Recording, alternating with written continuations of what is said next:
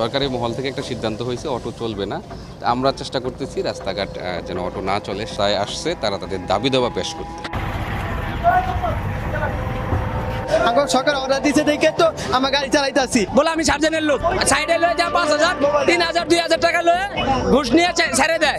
গাড়ি কিনাতে দেওয়া হয় না, আজ জায়গা তৈরি কাল লাগা তৈরি টাকা দাও 2,000 3,000 এটা কোন সমস্যা? কি খাটাই